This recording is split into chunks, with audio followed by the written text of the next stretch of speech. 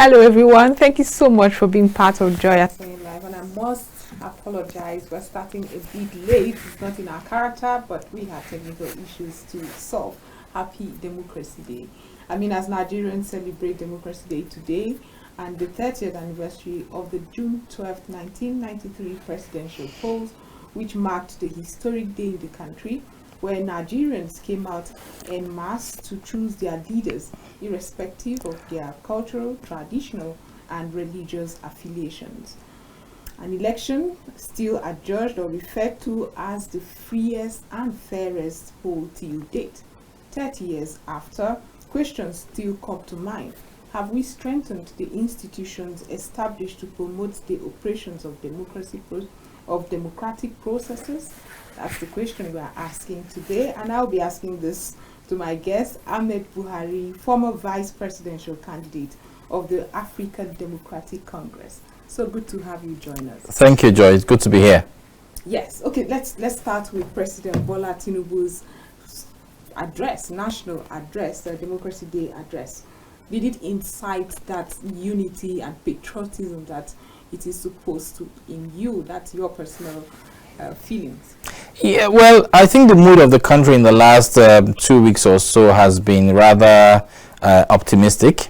A lot of people are actually now seeing that Bola Ahmed Tinubu that they read about in the media during the build-up of the election is not the Bola Ahmed Tinubu they're seeing on the seat now, which is why Nigerians must understand that for most times that we seek for information and knowledge about things, we should rely on what we find, not what we're told.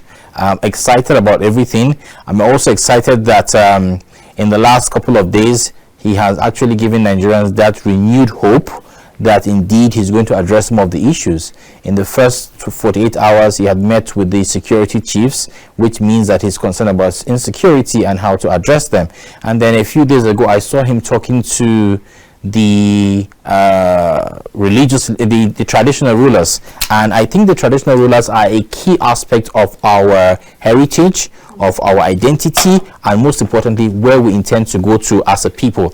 The biggest problem I've seen in our constitution, for regardless of what people say, is how we have managed to subjugate traditional rulers to even report to local government chairmen who will be in office for either 2 or 4 years, as the case may be. But these are traditional rulers that the people hold on to, that the people align with, recognize, and see to be that leadership that they need to follow. In fact, not just do the people just follow them, but even the religious leaders in that space have to go through the traditional rulers. All of a sudden, traditional rulers have no say, almost nothing to say, and they just wait for some stipends from the center.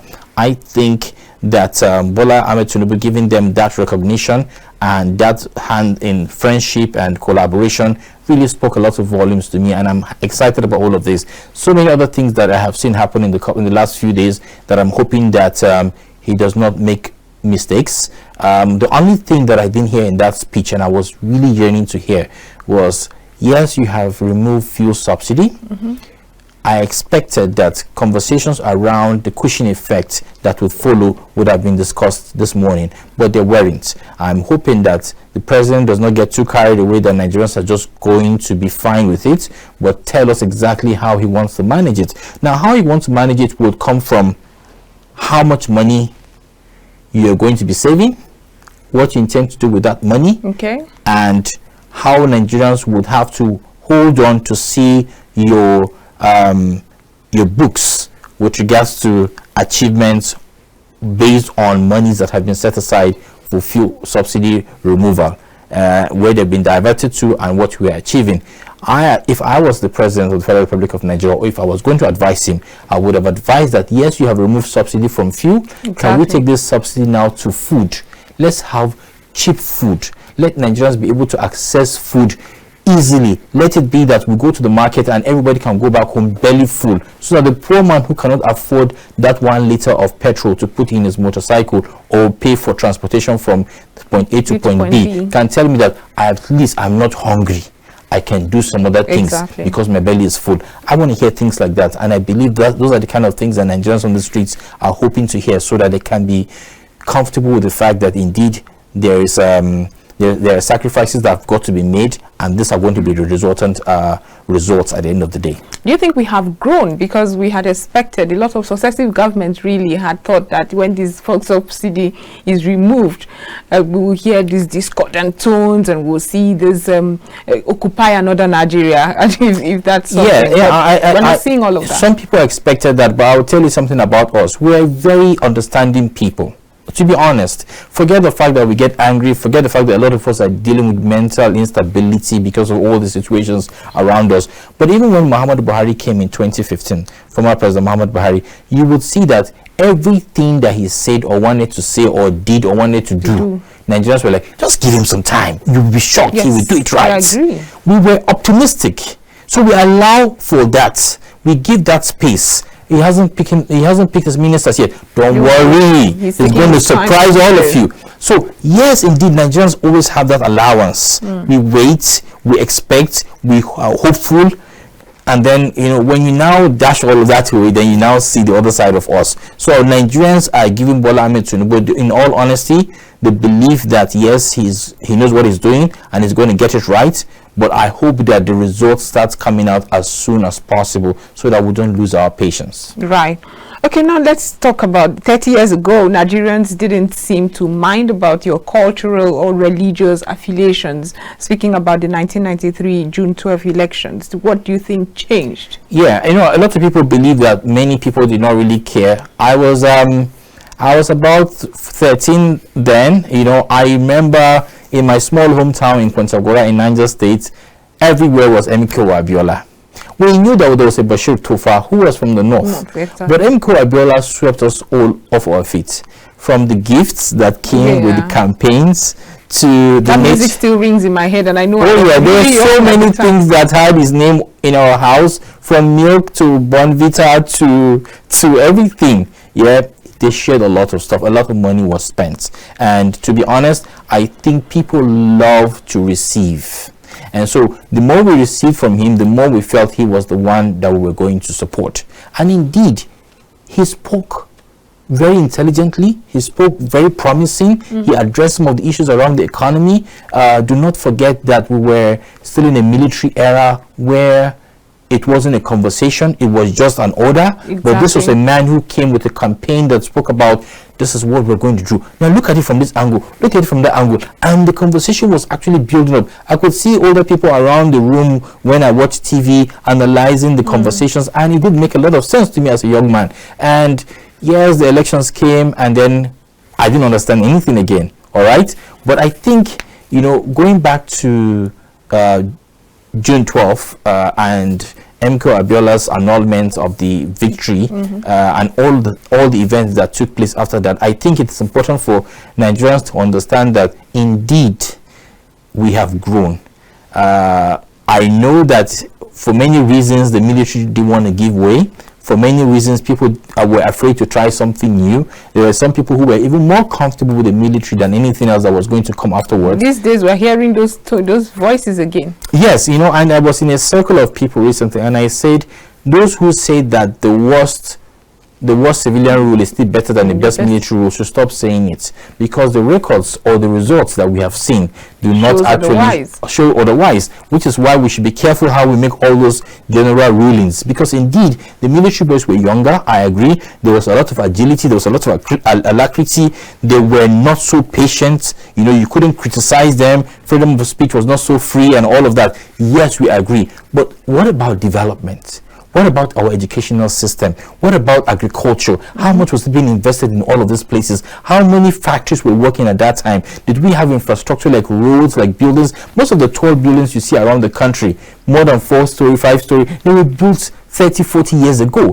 What has happened after that time in the so-called democratic era? Exactly. It doesn't seem to be the same conversation, which is why I am saying that indeed when you look at all of this, and sometimes you think that most of the people who were on the street asking for a democracy were honest and genuine, but it now seemed to me as if they had realized that they could not wear khaki forever, and so let us find a way to move the khaki people so that we will take over and be like the khaki people. There's still no freedom of speech. There's still the economy is still how it is. So many things are not working. So the complaints are still the same from the last 50 years. So what has really changed? The only thing that has changed, the only thing I am celebrating today is the fact that in the last 24 years we have had stable, democratic, successive eras. Okay, let's talk about those institutions that strengthen democracy, and we'll start with the elections. One that just happened a couple of months ago, one that you participated actively. If you talk about improvement, would you say there's any such thing? Because while we were celebrating technology that's going to be used for the in time transmission of results and all of that, we did not see that, and some Nigerians are not happy. Yes, Nigerians are not happy. Nigerians expect more. We attended those meetings with INEC back and forth. We got the promises that everything was going to work right. At the end of the day, INEC did not live up to expectations. And I think one of the biggest concerns I had about INEC's inability to meet up with expectations was the fact that even at the time everybody was raising concerns, yes, INEC did not communicate effectively as to why this was done or wasn't done. And now that's where I have a problem. Because indeed, there's nothing wrong if INEC tells us this was what we planned to do, but this is what happened and we couldn't deliver on those promises. It's fine. And then you would have to defend yourself. Because I'll give you an example. Okay. I have somebody who worked in the server room. Yeah, this is off. He's not a government official. He was just an observer. And from 6 in the morning of the day of election to 12 noon of that same day, there were about 4,850 attempts to hack the server. Right now, the server has got layers of protection from hackers, and so you can actually see every time it is hit. And this heat came from different parts of the world. The United States, some came from China, some came from Russia, some came from Europe, and there was a constant attempt to break into the system and, of course, maybe disrupt whatever results were being accumulated or give a different kind of results to the Nigerian people. So I expected, INEC has never talked about this, you know, and this was information that was given to me by somebody who was actually working in the server room. We need to know things like this. We need to know if indeed we are prepared for an electronic kind of voting. We need to know if our infrastructure is ready to accommodate all of that. If not, what do we do? If yes, how do we improve? But these conversations have got to be done very clearly. The communication has got to be done very well. Mahmoud Yakubu, in all honesty, with all the times we interfaced with INEC, I think he's a great guy. I think and had good intentions. And good intentions. And you see, what I saw with INEC's build-up is there was proper division of labor. Yeah, you know, this person is handling this, that person. It wasn't about only him. He probably was the overseer of everything, and then the box stops on the table. But I'll tell you one thing interesting about this country. As much as Mahmoud Yakubu must have had good intentions, there were people under him who probably had bad intentions. Do not forget, INEC staff completely in the whole country is about 9,000 people. But when it comes to election, INEC has to go out of their ways to get over 200,000 ad hoc staff that they would have to spread across the country. From corpers who will be polling unit agents to returning officers to REC members, and all of these people are people that we entrust to take care of the space for us, because one, they're in the educational sector, they're educated, they're enlightened, they know what is right, they know what to do better. But when they come to that space, they fail us. And that is why I keep reminding Nigerians that it's not really about INEC, it's not about the politicians, it's about Nigerians. How prepared, how determined are we in our little spaces to make sure that we are those change agents that we really want to see in the big picture? Are we ready? Are we prepared? The question still lingers. Yes, but moving forward, if you have to, having appraised these elections, if you have to advise so that we see a saner electoral process, because a lot of the reason why some people are shocked by President Tinubu's emergence, first of all, is because they didn't take the time to know the man. it was all about what is his health. Is he limping? Is he going to fall down? Is he going to sleep? No, we didn't get to know what he really planned, his action plans, his blueprint. We didn't get to know all of that. So moving forward, with all the violence in some parts of the country during these elections, with the voter apathy, that was a big concern. What would your suggestion be from day one of beginning to or starting the process? Again, before this, I know we talked about 2019 election where I contested as I ran for office of the president, and I told you how I went to small communities across the country, and after giving good presentations, I'll see them nodding in admiration, but they just come back and say, whisper to me, just allow Muhammad Buhari complete this thing. We will vote for you next time. You see, people are so fixated with the information that they see on social media or on social media platforms that they want to be associated with. So now there are certain people who will pick up their phone and see praises for Bola Tinubu and flip. I don't want to see the praises. I want to see the ones that criticize him, and they feel comfortable about that and share those ones. Now this is a huge problem. Bola Ahmed Tinubu knew very well that too many things were working against him in current day Nigeria. So first of all, he had a Muslim ticket. Right. Everybody felt that was not going to work. And as the uprising started, people complaining, he hired reverend fathers, he did that. Exactly. The next thing we saw was he invited certain members of who agreed to be there, some pastors, and sometime around October 2022 was the last time anybody spoke about Muslim tickets. It was no more in the conversation.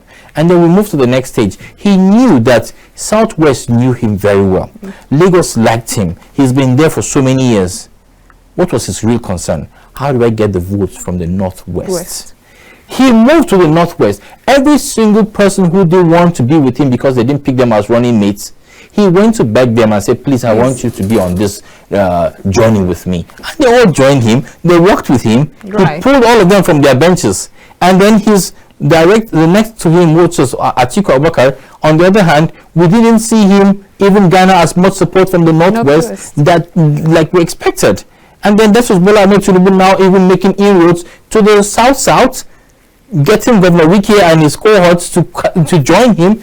And I just think at the end of the day, it's the polity here. People should focus on the real issues, not the side attractions, and more than anything else, have this interaction with these contestants and ensure that if given the opportunity, they will deliver. Right. Okay, you just mentioned one part of it. Unfortunately, there were other very ugly aspects of the elections. On the elections day, there were threats, there was violence. Some people still lost their lives, although minimally. Yes, and I agree with you. I was in Lagos for the second leg of the elections, which has to do with governors and all of that. Right. And I saw those threats. I saw lines being drawn on the floor and on the ground and say, cross here, let's see if your papa born you well, and stuff like that. But be honest with you, Joy, the same thing happened in all the other regions that people had a stronger hand. So if you go to the southeast, whoever they were supporting was who they want you to come and vote for. Exactly. If you go to the northeast, if it was Atiku's region, you dare not come here and vote for any other person but Atiku Abubakar. This is who we are. At the end of the day, like I said earlier, it is the Nigerian people. How prepared are we for that Nigeria we keep talking about? Because yes, where Bola Ahmed Tinubu was strong and had the supporters, even though he activated them or not, they were there to protect and defend him. The same thing happened in the southeast. The same thing happened in places like Rivers State, where Governor Wike stood strong and said, let me see who you're going to vote for, if not the person that I want you to vote for. So these threats were beyond Lagos State. But of course, like I said, we flip through the ones that we don't want to hear about and focus on the ones that we want to hear about and share. And then it gives a different picture at the end of the day. If you ask me, I think the election was between the All Progressive Congress and a divided PDP. So that was exactly how the results came out eventually. Now, somebody would expect me not to, this guy doesn't know what he's saying. Or blah. But look at it critically. In 2019, Muhammad Buhari under the APC was able to garner about 15.6 million votes. Exactly. In 2023, Tinubu was only able to garner about 8.6 million votes. It means that the party in itself lost about 7 million votes. Does it mean that a lot of people were not excited about the party? Maybe. And that reflected in the results. Then what about the PDP? When you put how much Atiku made together and Peter Obi And of course, don't forget, Rabiu Kwankwaso is an originally PDP man. If you put all of that together, you will see that that is about the figure that the APC made in 2019. 662. About 14 point something million votes, about 15 million votes. So what's happening here, it means that Nigerians must understand that if you want to go to the battle, you must put your acts together. And we kept saying, I remember maybe Kachiko and myself kept saying, if the PDP wants to win this, or the Labour wants to win this, there must be an alliance between both of them within the next 24 hours before the closure of the INEC's agreeable time to have those kind of alliances. You did have that conversation? Oh yes, we did have a press conference on that, and it's still on record everywhere. And they said, God forbid. But when the results came out, less than 24 hours later, I saw PDP here, Okowa seated, and Dati sitting and say, we are going to, I said, oh, you guys can sit together. Can you imagine? I could not believe it. So it means that at the end of the day, is it about you or the country? What are you really fighting for? What do we really want as a people? Somebody asked me in my earlier conversation today in one of the interviews I had, they said, as young people, what do you think this government can do for us? I said, as young people, let us ask for one thing. And that one thing that I want us to ask for is that a couple of days ago, I was seeing a specialist doctor, and on the list, on the form I was filling, I saw my name, my surname, my age, my blood group, and my state of origin. And I fill it every time. I say, I'm just not going to fill up the state of origin, because what relevance has this got to do with my health? Maybe people from a certain place are susceptible to... I don't even live there. It's irrelevant. All right, and these are the things, because look, we've dug in so deeply into our differences that a doctor can see a state of origin that he's not just comfortable with. In an era like this, when we have data, I believe that, except I know you personally, every national form that you submit, from education to healthcare, should have a unique number addressed to you, 6115. Exactly. That is Joy's number, so that whoever is addressing your document is not seeing you as Igbo, Yoruba, Igbo, Fulani, whatever. They just see you as a human being, as a Nigerian. You're right. So now you are asking me for my state of origin to fill up a medical form, so that what would happen? And that's the same way a man who is a very good professor, but because he's upset about certain ethnicity right now, he sees the form, he sees a script, Mohammed Abdullah Tukur, and then he's like, I don't like these people. There's an instant bias that has been erupted, and at the end of the day, it is what trickles down to even appointments that are being made. People start telling you, oh, let us focus on some people from this region and that region. If at the end of the day we're able to just focus on competence and who has the best results, you will see that people will be comfortable, because those best results will give us the best, those best individuals will give us the best results. And that is how I see this country. I said, if we can come together as young people and even fight for the eradication of state of origin from national documents, it is one step closer to getting the country that we deserve.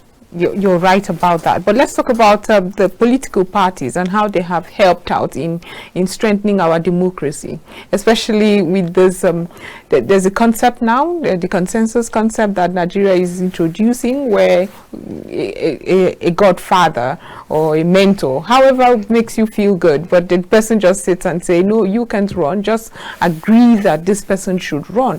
And I've seen a lot of people's political careers thwarted just because the godfather or the leader of the party in that place doesn't like your face or would rather have another person. So that healthy competition is affected. It looks like people's destinies are being thwarted because there are certain people that everybody's waiting to speak about an issue regarding who leads the pack or who doesn't lead the pack, regardless of whether this is the greater guy or not. And people do that. Politicians want to hold on to that because they believe that is the only way they can have control over whoever is in office or whoever they must have installed. But I tell you sincerely, if we can do away with this and allow processes to flow on their own, we would have a healthier democracy. Right. I know you're asking a question with regards to what's happening in the National Assembly or the Senate, generally the National Assembly. It looks like everybody who's going to be emerging will be persons that the president has or is comfortable with. Well, I was not asking that particularly. It cascades down to all the even in local government, even who wants to run for local government chairman, who wants to run, certain people have to decide, and it is wrong. And I don't know why people are afraid. The only reason why I would be afraid on who succeeds me is going to be on how well I had run the space during my time. So, for example, the former governor of Kano State might be feeling threatened if someone else emerges as governor of Kano State, because he's hoping that whoever he nominates would, like they say, cover his tracks. Right. Yeah, and this is the sickest thing we're doing to ourselves as a country, as a people. At a point, the National Assembly were trying to resist any interference from the presidency with regards to whoever they might eventually vote for to lead the National Assembly on all levels. But again, yesterday's news came out and they've all succumbed and agreed to what the president wants. Somebody might say it is good for democracy so that there is peace. I will say what is good for democracy is the ability for people to contest and win or lose wherever they have not done well. So President Bola Tinubu is not coming on the heels of fighting democracy like the immediate past president Buhari did. However, it is concerning that if we do not fight corruption in the country, we would not see that development and that economic growth that we would really love to see. Yeah, I have a different concept with fighting corruption. I do not believe that it's about arresting people. I do not believe it's about going through the books and picking up everybody. Everybody who has stolen in this country did it because the space allowed them to do so. It's like saying I drop 100,000 naira on the floor and I put 100,000 naira in a safe. The likelihood that the one on the floor is going to be stolen is higher than the one that's going to be in the safe. And that is what is happening in Nigeria. The system is open and allows you to steal. And even when your conscience rejects the need to actually steal, everybody around you compels you to steal. Because if you don't, you become the black sheep and they start hunting you. There are people who have lost their lives in this country because they failed or disagreed to partake in corruption. That is how bad it is. So somebody rejects your money and says, you know what, I'm going to report you. You're probably not going to see the next day. And so some people are compelled to be part of it because they just want to survive. All right? So it's important for us to understand this, which is why I would expect, and it's nothing, it's just a system that has gone so bad. Right. All right? What I expect is using proper data management systems to improve accountability, transparency, efficiency that will lead to good governance. Using technology to ensure that there's an open system that everybody can track. There's nothing wrong if I look at what is happening in the Ministry of Tourism today and see how much money has gone in there and what it has been used to do. These are the ways that we can actually create some sort of openness, some sort of transparency in the system. Otherwise, people are still going to steal. Exactly. Yeah. Okay, I'll give you another example. There's a civil service structure that we keep forgetting to talk about. Now, everything that happens in this country, we're going to have a President Bola Ahmed Tinubu for 4 or 8 years. The same with the National Assembly members, the same with the judiciary. They don't go more than 4 to 8 years maximum. Yeah. But we have a civil service structure that has been there for, they're going to be there for about 35 years or the age of 60, whichever comes first. Every policy, every preparation that these executive arms of government prepare, whether the executive, the legislative, or judiciary, work together to see how the dividends of democracy can reach the Nigerian people. It has got to pass through the civil service structure. So they now say, oh, let us have ministers in the ministries, heading the ministries, so that these ministers would oversee the process of actualizing the dividends of democracy reaching the Nigerian people. All right? It now starts coming. Money, this is what we want to do, this is the budget, get the money, push it to the Ministry of Education. and he goes to the Ministry of Education, and the minister wants this to happen and that to happen, and he's firm, and he came all the way from Norway because he's been successful with the UN. This, that.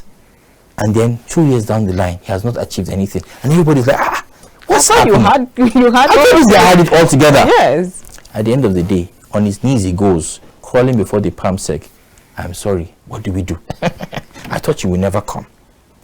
This is how we normally do it. But are you going to blame the civil service completely for all of this? Not really. Everybody who goes into the civil service wants a better life. But they're still struggling with minimum wage that is around 50,000 naira that we know does not even take care of their transportation. 50,000, where did you get that? Still at 30,000. Exactly. I'm just, just trying to, worst case scenario. There's some ministries that are doing better than others, right, with regards to payments, of salaries. Now, you're now telling these people to come all the way from wherever they're coming from, probably on Wembiri. He comes all the way and he gets a small apartment at Wembiri. He gets married, things get tougher, he moves to Wembiri, and then every day he's in the vehicle coming to work. Meanwhile, it's a public transport. He's thinking, how do I defraud Nigeria today? That's all that's on his mind. Because he needs to survive. What stops us from having a system that incentivizes welfare for civil servants, so that the day I get into the civil service, I know that my housing, I start a rent to own a house, right, so that I know that, my house is assured. What stops us from having affordable health care, so that there's health insurance for civil servants, regardless of whatever happens to you, from level 1 to level 3 million, whoever, you know that you have health care cover. And then affordable schools for your children, so that you have subsidized school fees that has to be paid for children of civil servants going to government-owned schools. At that rate, the day that you say, principal of go and look at that school to make sure that they have done the project properly, you will come back and say they haven't done it properly, because that is where my child goes to. But now, nearly all of them have their kids preparing themselves to leave the country. We have people who are calling in Sambisa Forest, risking their lives. They don't get to make a phone call to their wives. They call their wives eventually, and the wife says, we are here in the house. What about Junior? They're here. How come they're not in school? They've been out of school for 2 months, my darling. And this is a man that is risking his life. For the country. He looks across 100 meters. He can see Boko Haram. He said, you know what? Boko Haram, come and take ammunition. Take bullets, take some uniforms, take that truck, give me some money, I want to send to my family. This is how we lose patriotic people. Because at the end of the day, if he knows that welfare for his family is covered, even when he dies, the insurance is going to be paid to his family handsomely, he will do anything to protect this country. And then lastly, what stops us from having tax rebates for civil servants? So that at the end of the day, at the end of the year, you can come together and put all your taxes together or your receipts together and claim some tax returns. And so, right, I've got extra money in my pocket because I'm a government worker. The next day they see a staff of theirs trying to defraud the system, they will blow the whistle, because they know that leakages like that will stop them from enjoying these benefits that the government has provided for them. So what would you, if you have a staircase discussion with the president right now, what body language? Because I would say to him, the gatekeepers. And who are these gatekeepers? Those working in the ministries, public servants, civil servants, military, police, customs, immigration. They are all our gatekeepers. They are the ones who make these policies happen or not happen. They are the ones who will convey the dividends of democracy to the Nigerian people or not, or they write it to their pockets. They own the keys to the treasury. They understand how to divert the funds in such a way that they will never be traceable. These are the people that we would have to console by making sure that there are incentives that have been set aside for them to do their job. And at that point, any civil servant that is being caught, the people will wish the worst for him. Now listen to this. Anytime a civil servant is being exposed, can you remember anytime a civil servant is being exposed, you hear that he has 40 houses in Lagos, 80 houses in Abuja, 14 in London, 20 in Atlanta. It is because he's got the access to do that. Like I said, that 100,000 naira is there, and another one is in the locker. The one that's on the floor is easy to capture, and that is why all of these people do what they do. There is nothing checkmating them. The apparatus that would have to checkmate them, which is technology, has got to be put in place. Right. That is the only way out of this problem. That's a good one. But let's finally talk about the local government and how they too can help, because they are closest to the grassroots. Yes, this is the time for President Bola Ahmed Tinubu to activate local government's autonomy and relevance. Somebody will say, oh, what is local government for? But I won't lie to you, Joy. I can remember when I was growing up, everything around local government was so important to us. It was the secretariat to go to. Yes. As you pass the secretariat, you see the brightness from the secretariat. It was functioning. The chairman was a big deal. He mattered to all of us. His decisions, what he wants, what he's doing. He was on radio every evening saying things. Yes. We paid attention. I remember. I was small, but I remember. Now, a time like this when we're removing fuel subsidy, and I said earlier that I want us to take this subsidy to food subsidy. It is time for us to say all farmers that have got produce that meet these standards, bring your produce to the local government agricultural secretariat or agricultural warehousing, blah blah blah, Or silos for silos forever, and then we take account, and then government buys it from you. Say for example, a bag of rice should be like selling a bag of rice for 35,000 naira. Government buys the bag of rice for 30 to 35,000 naira from these farmers. It becomes government property, and government now decides to sell it to the Nigerian people for 10,000 naira per bag. Now this is subsidy on food.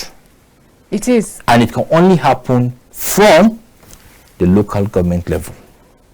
That is the closest place that the people can reach with their produce to sell to the government, who buys it from them, identifying the effort they had put into it to make it that price, justifying it by the way, Right. and then now subsidizing it for the Nigerian people in the markets.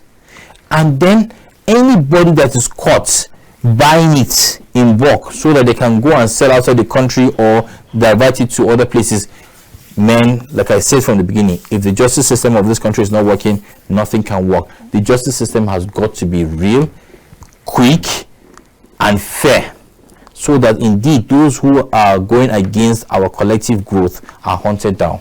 Right. You have mentioned so many things that need to be in place, and however, it just looks like there's so many cards that have to stack up. Where do you think one should start? If you have to be president for a day, where would you start? Communication. Communication. Yeah, we need to communicate with the Nigerian people. Buhari failed in that aspect.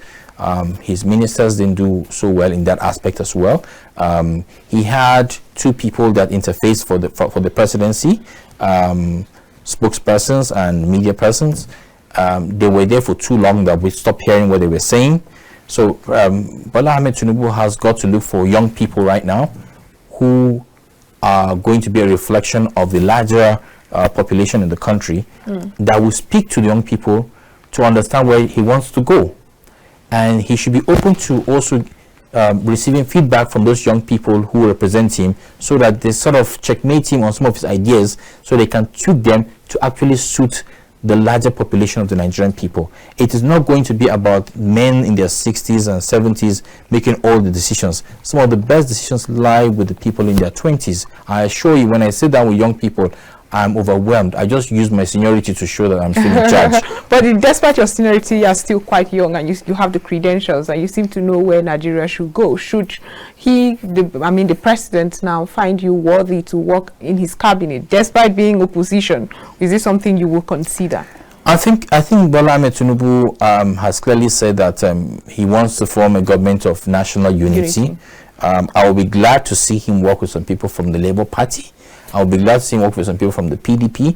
I'll be glad to see him work with some people from the ADC and every other party. I'm asking you. I'm trying to give you a general view of what I expect him to do. Would you personally want to work for this government? Every young person, everybody should be excited about serving the people. Right. The worst that can happen to you is to have the zeal to want to serve and not getting the opportunity. And for some people that will say, all these ideas, keep it, when we become president, we use it.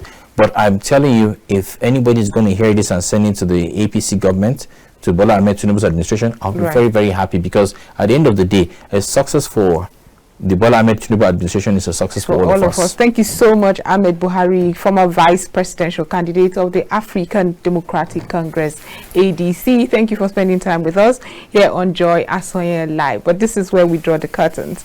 We'll be back tomorrow with so much more. Do have a wonderful evening.